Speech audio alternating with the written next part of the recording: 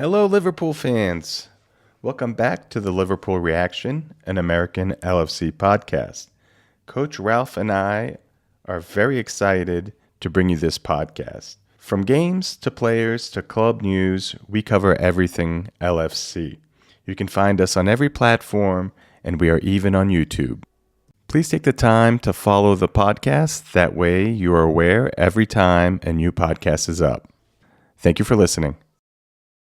Welcome back, everybody, to the Liverpool Reaction, an American LFC podcast.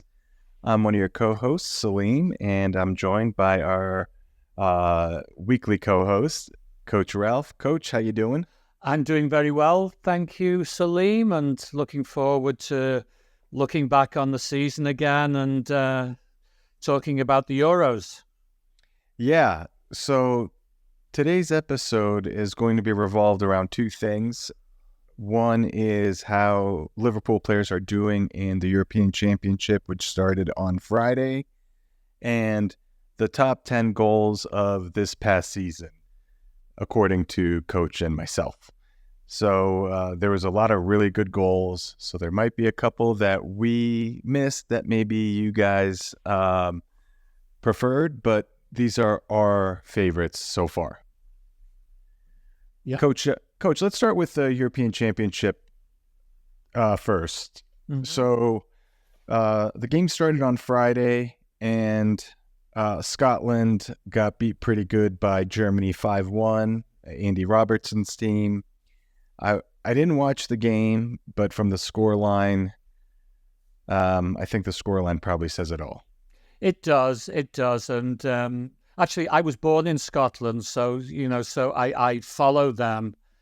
And to be honest with you, they were never in the game. And I think the manager has done an incredible job to get them there. But really, outside of their midfield, they have some good choices in midfield. But apart from Robertson and Tierney, they don't have much outside of their midfield ranks, to be truthful. And that really showed against the Germans. Yeah, Germany's always a contender in any competition. They're one of the premier countries when it comes to soccer, and it seems like they'll have a relatively easy group with Switzerland and Hungary. Hungary has our Dominic Szoboszlai, and they took a beating 3-1 as well. They did, yes. I didn't see that game. But I did understand that Switzerland won comfortably. Yeah, that's what it looked like. And I haven't had a chance to watch many of these games. I watched a little bit of the England game where Trent was in midfield, which I thought was interesting. Well, they've been talking about it for a long, long time. And of course, one thing that I don't enjoy about international games is the over-analysis of the English team. Yeah. Like they do have a lot of talent right now, certainly in midfield and up front. So you have a situation where essentially the manager, Gareth Southgate, has decided to play Trent Alexander-Arnold in midfield, which, as we all know, is not where he plays for Liverpool. And so there's a lot of analysis going on about this and whether he should be there and his weakness and his strengths and so on and so forth. And I thought he had a solid game. You know, he wasn't spectacular. He wasn't bad. Yeah. He played the role, and I think that what it's going to come down to, well, I think there's two things. I think the first thing it's going to come down to is there will be the usual set of critics because in their eyes, England didn't play particularly well. And they're going to look for reasons why England didn't play particularly well. And playing a fullback in midfield is probably one of the first ports of call. Mm-hmm. And so does the manager, as I say, he's been talking about it for a long time. Does he stick with it? Or does he look at some of his other options? And it'll be interesting to see what he does next. I mean, if he's really committed to it, he will keep playing Trent there. because the one thing that all of the pundits say and they talk about is his range of passing. Mm-hmm. And I think that that's a good point. I think that in the game yesterday, what's happened was England had a good first half. And then really to credit Serbia, I thought that they did well in the second half. They pressed England higher up the field. They were physical. And England began to struggle. And I thought it was a sensible choice maybe to take Trent out and put in Conor Gallagher, because Gallagher is kind of Mr. Energy. He's here, there, and everywhere. And I thought that was a reasonable solution to what was going on. Now, when I hear the pundits analysing Trent's role and everything, I think there's a couple of things that we have to take into consideration. I think the first thing is that England right now are very unbalanced. They don't have natural left side players. And I think one of the ironies is whilst Scotland have struggled and maybe Robertson didn't shine and it was difficult to shine, I think he would be tailor-made for this current England team. Mm-hmm. Because with a player like Robertson kind of bombing up and down the left-hand side, that opens up the possibilities for a player like Trent to fully show his range of passing. There's not much to the left. Now Gareth Southgate played Foden over on the left, and Foden is a fabulous player. He's a great player. He wasn't really in the game yesterday, and I would have to believe that the manager will go and maybe wonder why. And he's not an out-and-out left-sided player. Say like you've got Saka over on the right, and I suppose you could play Saka on either side. He's left-footed, but they like to invert him. But Saka stays wide. And if you think about Liverpool for the last few years, Liverpool's wide forwards stay wide. And so that's not really happening with England because Foden's natural inclination is to come inside. And I think that if they had a fullback maybe playing behind Foden, that would give the necessary width that a player like Trent Alexander-Arnold can show his full range of passing. Because as I say, they're very lopsided right now, England. And everything pretty much came to the right-hand side of the field. Yeah. Luke Shaw's on the bench. You'd think, he's a left-footed player. You'd think maybe that would provide kind of what they're looking for. He's not necessarily to the caliber of Robertson when it comes to like bombing up and down as much as Robertson, but he does have that in his game. Oh, he can get forward. Yeah. I mean, I would have to think that he hasn't played for a long time, so it's how you nurse him back. So I think if logic has anything to do with it, maybe he plays him for the next game, maybe for the last 20 minutes, say, the last 20, 25 minutes. And then if he's okay, maybe plays him for the first hour of the third game. That would seem to be a logical progression. Yeah. But I think England have certain limitations, and I get very puzzled when I hear some of the pundits talking about England has the best squad. England probably compares to anybody else when it comes to the talent they have in midfield and up front. However, compared to past England teams, they're much weaker at the back. And so, for example, he couldn't really change his formation and play 3-5-2, which is a good formation that I feel might suit Trent Alexander-Arnold. Mm-hmm. Or maybe playing a box in the midfield where you've got Foden and you've got Bellingham playing behind Kane, and then Trent slides in beside Rice. Right. So he's playing from a deeper area where, again, you can maybe bring out the range of passing. But for that to work, you've got to have width. And again, England doesn't seem to have width on one side of the field. So for me, if he's looking for width, I think he's got to look at Anthony Gordon or Bowen, as well as Saka. I mean, like those are his options. And all those three players have pace, and they will stay wide.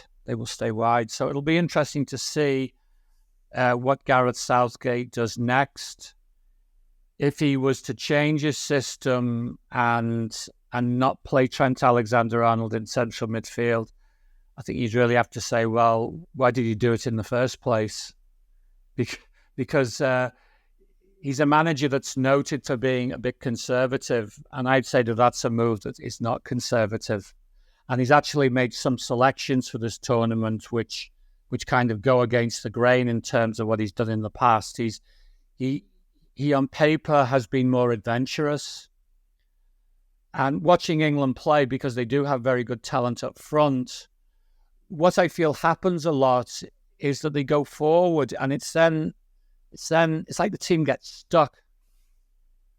I mean, obviously with Liverpool, you had a manager that had a very definite style about how he wanted his team to go forward, and he kind of ingrained it into the team over a period of time.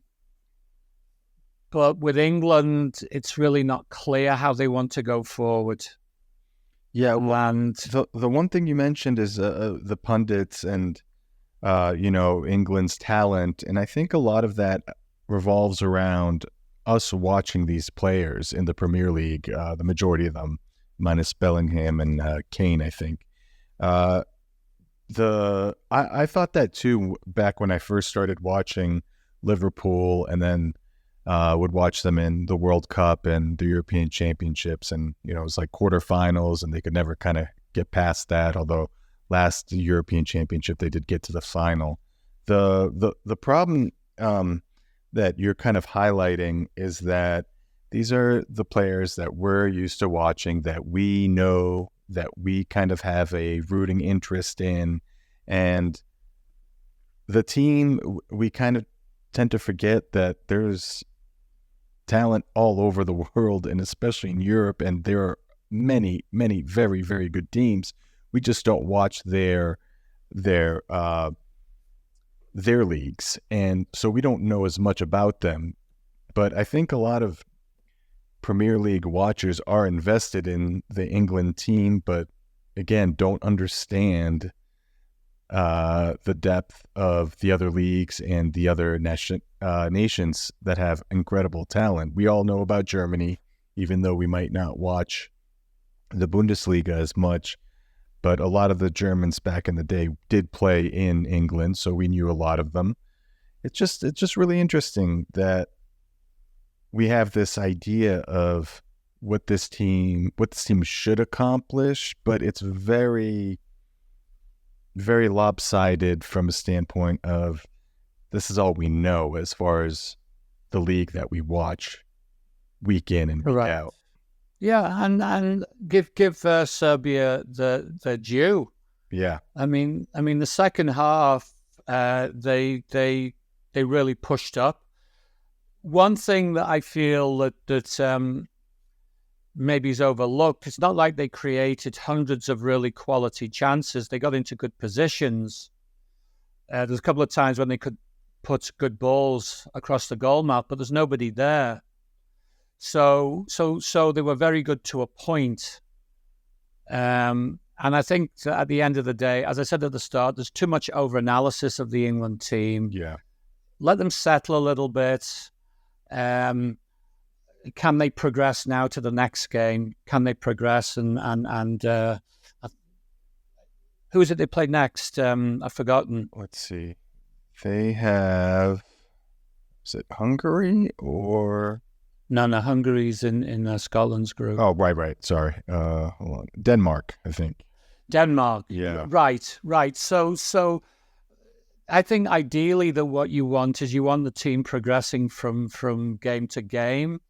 I mean, Germany looked fantastic in the first game, but that might be a problem now going forward, in as much as all of a sudden they've not been on the best run compared to some of their past history. All of a sudden, the bar is raised, Mm-hmm. and there's a lot more pressure on them going into their second game. So And I think their second game is versus Hungary. right. So yeah, it'll be interesting to what happens with Trent Alexander-Arnold and obviously the other Liverpool player that's in the group is Gomez, and he clearly is a backup. Yeah. So I don't even know he'll get to play in a game. If he did, it's probably going to be in the third game, I would think, because England only needs a point to be guaranteed of moving on. Right. So he may run a few players in the final game of the group. But anyway, yeah, it'll be interesting to see. I mean, other than that, I thought Gakpo looked very lively playing for Holland. Yeah. Or should I say the Netherlands? But yeah, he looked very lively, and he scored. It was deflected, but I think he'd earned it because he'd showed a lot in that first half, and I thought he did well. There was Van Dijk. Didn't really have too much to do, because even though the opponent scored early, they didn't really press too much. They didn't really create a lot. So he was relatively untapped. Although he did come close with a shot outside the box. And who else have we had? Konate's on the bench today. Right. Szoboszlai, I didn't see that game. Gravenberch was on the bench. Mm-hmm. And then there's one of Liverpool's reserve team, Jaros, who's on the Czech Republic squad, but I think he's going to be a backup. Yeah. So Liverpool have, how many? 3, 6, 7, 8, 9. They have 9 players involved. 9 players involved in the Euros, and then of course we've got Copa America starting on Thursday, and that brings in 4 from Liverpool, doesn't it? Yeah, I'm excited for the Copa America this year. That tournament is a special place in my heart, because when I used to travel to Greece when I was a kid and spend 6 weeks in the summers there, that would be a tournament that we'd flick on the TV to check around noon.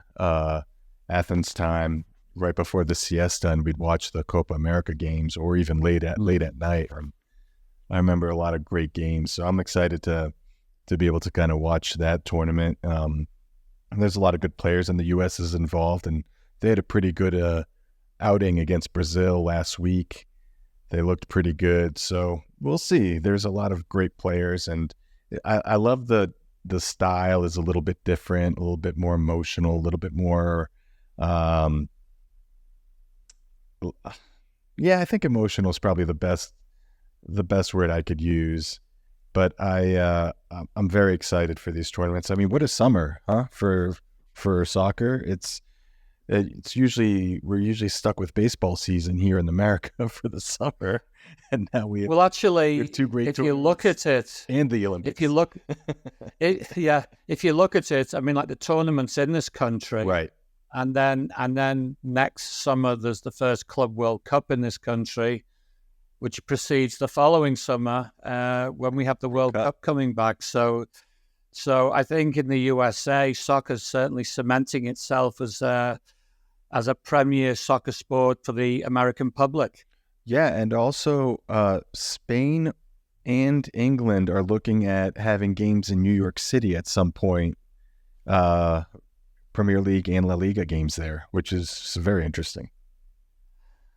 Yes. We have to wait and see how that one pans out. I know there's a lot of resistance in England for that. Yeah.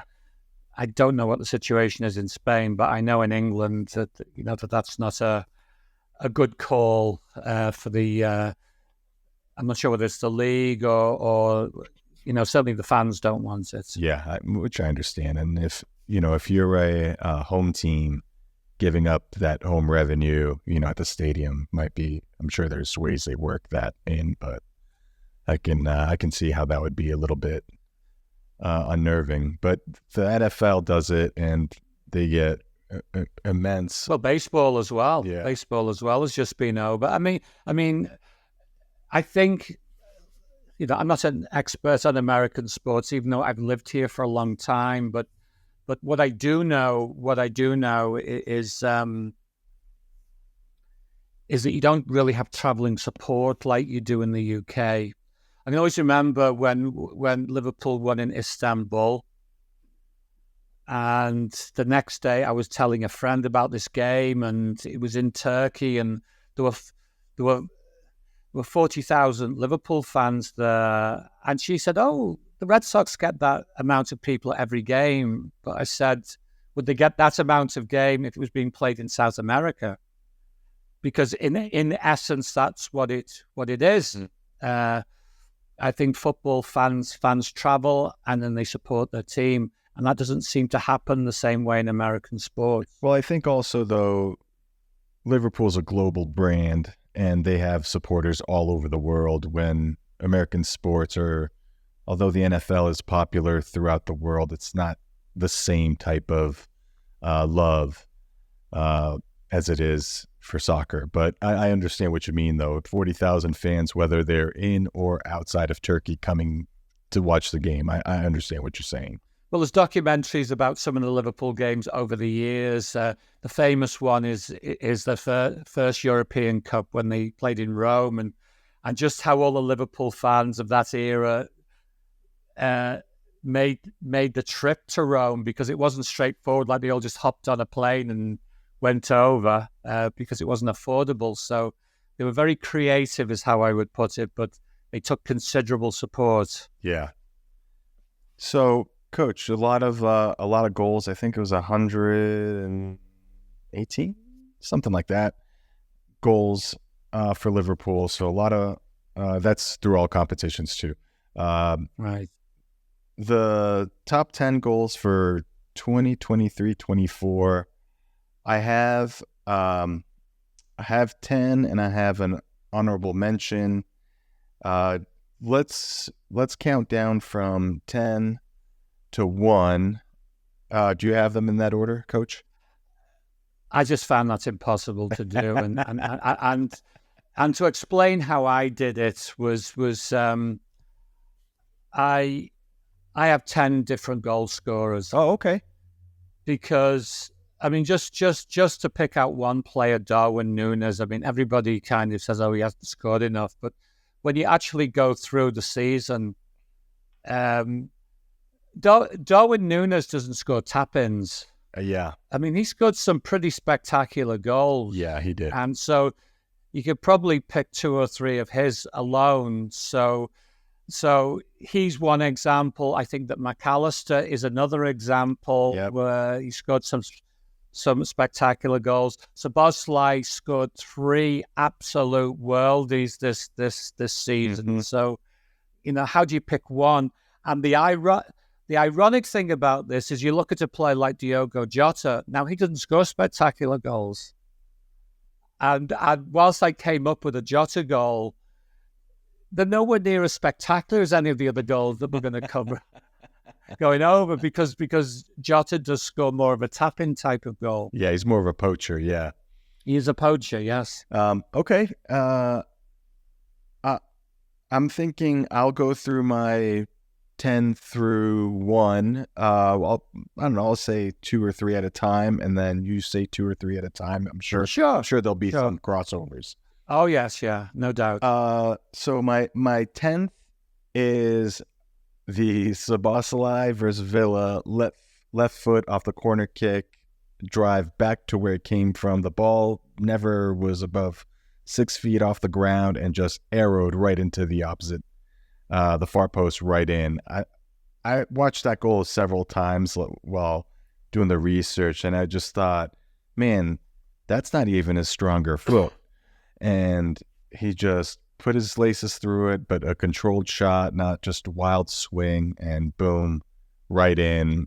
I thought it was a fantastic goal, and it was early in the season, so it kind of gave him some confidence. And we saw probably till about, halfway, 2/3 mark, Szoboszlai was really, we knew he was a good signing, even though he he kind of tailed off a little bit at the end. The ninth one for me was more of an occasion goal. Virgil's header to win the Carabao Cup, 118th minute versus Chelsea. When you win a cup on a goal in the last couple minutes, I think that's always an important goal. And I just remember watching the game and how up and down it was. It was a very good game, and Virgil kind of won it there at the end. So that's my ninth. And then my eighth, another Szoboszlai, the Thunderbolt versus Leicester City. I believe that was FA Cup. Right. It was League Cup. Actually. Was it League Cup? Yeah. Cup, yeah. Yeah. Just I don't think 3 goalies stopped that in there. I mean, that ball was smashed.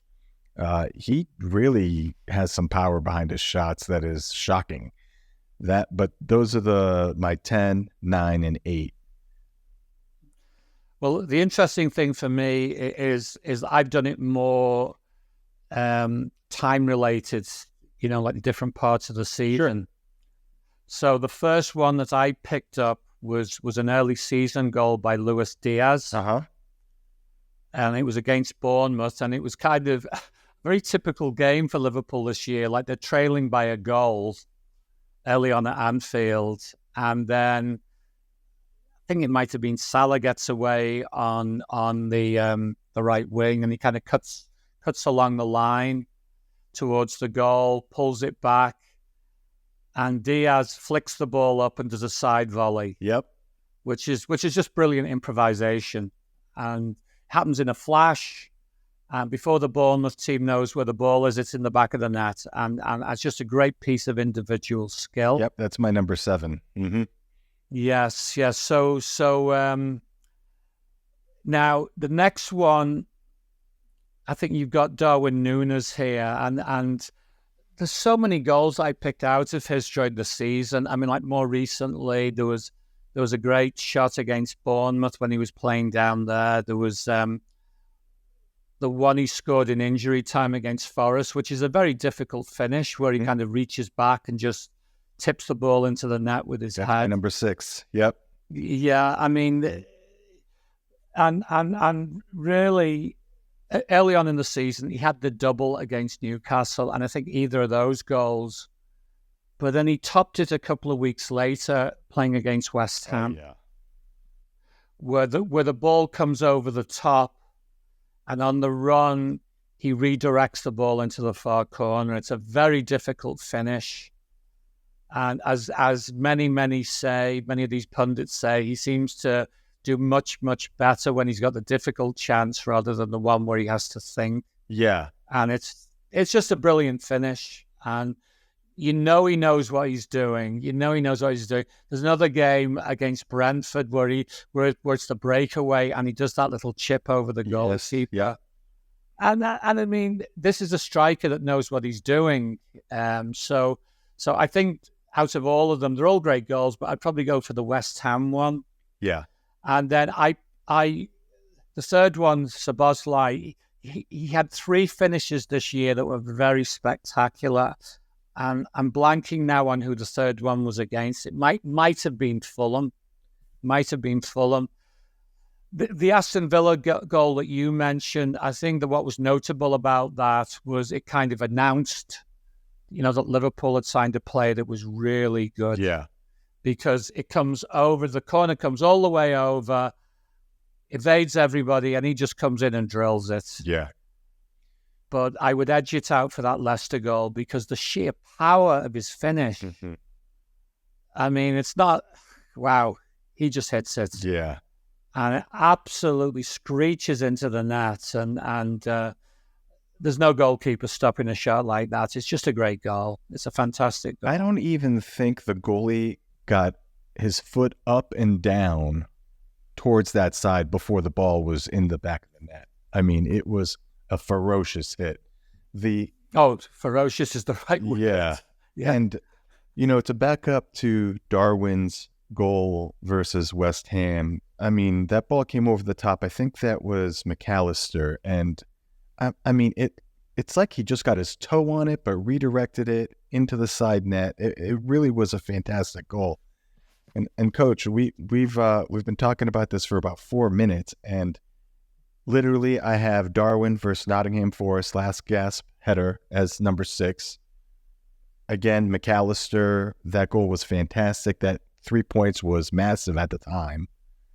And then number 5 was the 2 goals. The second, I just picked out the second goal, but you can choose either one against Newcastle.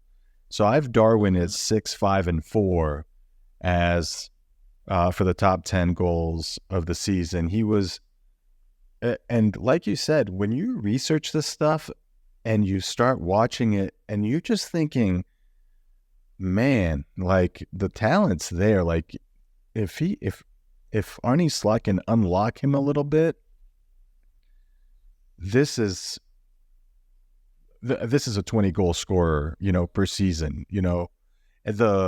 The one shot that I was watching also, I forget, I think it was against Bournemouth in, I don't know, one of the FA Cup or the League Cup, where he hit a volley from the right side to the left. The team was up, I think, 2 or 3 goals, but the fact that he took like that extra split second before he shot, and I thought that's what he needs on the ones where he has to think. Just take an extra split second. Don't be so frantic. And that one gave me a lot of hope for, what's going to come in this next season. And another thing I thought also for him, if I may have said this before, so excuse me if I'm repeating myself, but maybe if Salah leaves, that gives Darwin the freedom and the confidence to be the goal scorer, because Salah is clearly the leader when it comes to goal scoring and the person that they look to when they need goals. And if that could shift to Darwin in a positive way, maybe that can unlock him again. But guys, watch the goals. You can watch all the goals. You'll see how many incredible goals he's scored in all the competitions. Really, we might be too hard on him, but we watch him week in and week out, and he misses the bunnies, and he hits the spectaculars. And if he can start connecting on half the bunnies, I mean, he's a star. He needs to score tap-ins. Yeah. He needs to score tap-ins. He scored a hat trick for with Uruguay last week. It just it's there. Okay, so who did I have next? So I think Leicester really suffered in that League Cup game against Liverpool, because that is the game that I picked out the Jota goal. Mm-hmm. And I think it was late in the contest. Liverpool were up, and it was one of the first games that Jarell Quansah had played for the team. Yes. And he's a centre-back, but somehow he ends up right back doing a Trent Alexander-Arnold, kind of cutting around the back of the full-back, and hits this low cross across the 6-yard box. And then Jota does the old trick of the ball's coming to him. He lets it go through his legs, but as it's going through his legs, flicks it with his right foot. Yeah. And it goes in the corner. I mean, like that is a poacher's type goal for sure. And it's just a clever finish, but it's a striker that really knows how to finish, I think, that scores a goal like that, because it's instinct. He sums up the situation very, very quickly, and then he delivers. So I've got that. Quansah won the ball back from the corner kick. Leicester was starting to push it up the left side, and Quansah snuffed that out and came in, and yeah. Mm-hmm. And then I have a double dose of Alexander-Arnold, because he did it not once, but he did it twice. And both times on the receiving end were Fulham. Yep. Because at both Anfield and then down at Craven Cottage, he scores from free kicks, and both of them are absolutely peerless. He can really take a good free kick, Alexander-Arnold, and as I say, Fulham suffered twice on that. And actually, I do have to tell a fib here because there's one player that I did pick out 2 goals from, and the first of them came in that first Fulham game at Anfield, and that's the Mac Allister, which I would guess is probably on your list as well, because he's so far out when he hits that shot, and it's just a fantastic strike. He hits it true, sweet, and the ball just arrows into the net. The goalie, again, absolutely no chance. And it's a great goal. That's my top one, I think, of the season, just because of the distance and the technique, and, had a little slice to it. That was a really, really wonderful goal. So that's my next 3. So I guess it's your turn now, Salim. I'm gonna okay, so Mac Allister also versus Sheffield United. Somebody was coming down the left side, crosses it, it just kind of like ricochets all over the place, comes down the middle, and Mac Allister again just comes through, little slice on the ball, just smashes it top of the top right area of the goal. I don't know if it was necessarily like, upper 90, but it was, crushed. And it was fantastic. I love that. I love that goal. It was similar to the one against Fulham, but not as far, and the ball wasn't bouncing. But very similar type of him being ready and putting the ball in the back of the net. My next one is Elliott versus Tottenham. Late in the season, I believe it's the 4th goal. Elliott gets the ball on the right side, cuts it in, fakes, takes another touch, and then I described it as a drive curl to the top corner, because that ball was hit hard and it was curled right into the top corner. I thought that was a fantastic goal. Elliott has had a really, really good season, and to kind of end the season with a goal like that is inspiring, and is, something that can help him, continue to kick forward and continue being, on his upper trajectory. Okay. And so is that the third one that you've given me? That was the second one, and okay. I have one as an honorable mention, and it is Trent against Fulham, but it's the game winner. The one, I think that was at Anfield. Oh, right. Yeah, when the ball just kind of bounced up and he scored. And then I have one more honorable mention, and that was again same game, and Endo out of nowhere curls one into the top corner. So poor Fulham, we scored like incredible goals against them. Must be tough to see Liverpool, if you're a Fulham fan, just like, oh my God, they're probably going to score 3 worldies in this game to beat us. Right. Yeah. And that was a real ding-dong game as well. Yeah. So the goals I have, now I've not mentioned Mo Salah as yet, and I believe he was a leading scorer yet again, but maybe didn't feel that way because he missed quite a large slice of the season, didn't he? Yeah, he was leading scorer though, yeah. And then later on when he returned, wasn't quite at the same level. So, but the goal I picked of his was against Arsenal. Mm-hmm. And it was very much like the goals that he used to score regularly in his early days at Anfield, where he would, he'd come up the right side, and you know what he wants to do. Right. And he's up against Zinchenko, and everybody knows what he wants to do, as they say, and he cuts it onto his left foot and hits it in at the near post. And of course, again, the sheer pace beats the goalkeeper. And yeah, it's just one of those things. I mean, like Coutinho used to be similar. I mean, like you knew he wanted to cut it onto his right. Salah wants to cut it onto his left. And yet so many times they still do it and they get away with it. And so it was a big game, it was an important game, and it was a good finish. And as I say, the goalkeeper had no chance because the pace of the ball. So the remaining goals that I have are the Van Dijk one in the final. And I think that's because of a moment more than anything else. But having said that, it's a Tsimikas corner. It's curling in towards the near post. And he cuts across the defenders and, a classic header into the far post. So, yeah, and it's right at the death. So, Liverpool have won at that point. 118th minute. Yeah, that was my number. Yeah.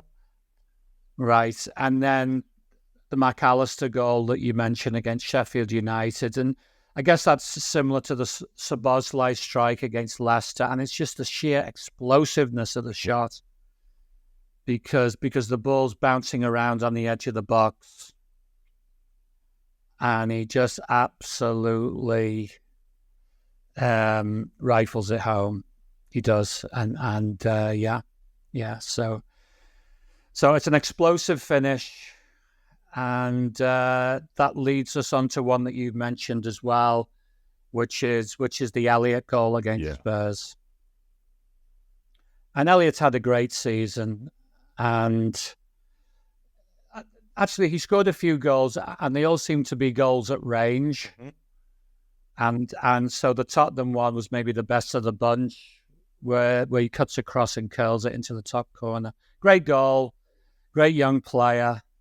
I know some feel that he should already be in the England squad, and maybe that's to come. But great goal, and hopefully there's more to come next season. Yeah, well, we started the podcast talking about the European Championships, and one thing you mentioned was Liverpool's lack of width, and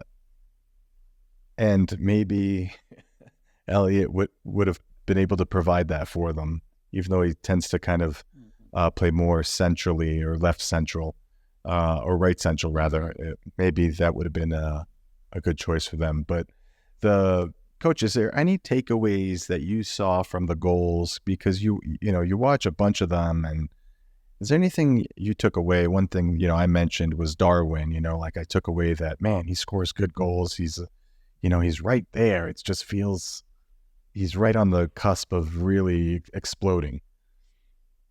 I wouldn't say anything in particular. I mean, I think the Jurgen Klopp years will be characterized by the sheer number of goals that Liverpool scored.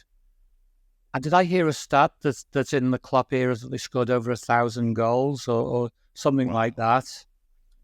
And that's in all competitions, obviously. But yeah, I mean, Jurgen Klopp's an attacking. His whole philosophy is geared around attack and taking the game to the other team. And you think about so many spectacular goals that Liverpool scored, and obviously players like Mane has moved on, and Firmino's moved on, and maybe this is the end of the road for Mo Salah. But they were a dynamic front three. So exciting. Very exciting players, and they linked well together. But Liverpool had other players during this time that kind of gave their best as well. Certainly up front. So you had a Daniel Sturridge, a Divock Origi, Minamino, players like this, and now of course you've got Jota, you've got Nunes, you've got Diaz. I know they were getting criticism towards the end of the season because they were missing a lot of chances, but I can think of so many of the clubs that are in the Premier League and think, wow, we would love to have them on our books. They're great players, and it'll be interesting to see how the team does in the new manager. I think he has an attacking style which has some similarities to Jurgen Klopp, but also a few differences. So he's certainly got players that can score. And I think having players like Szoboszlai in midfield, all of a sudden you've got somebody that's a threat from range, which is maybe something Liverpool have not had in recent years. So whether that can help in another way remains to be seen, but it's a possibility. Yeah. I couldn't have said that better. The Klopp era, I mean, if we do top 10 goals of the Klopp era, I mean, talk about a tough task. There's so many. I mean, so many. The one thing I wanted to bring up before we sign off here is Trent and having 1 year left in his contract. There's been some talk about potentially selling him to Real Madrid. Some people saying potentially that he might not want to re-sign. I'm interested in kind of seeing how this plays out.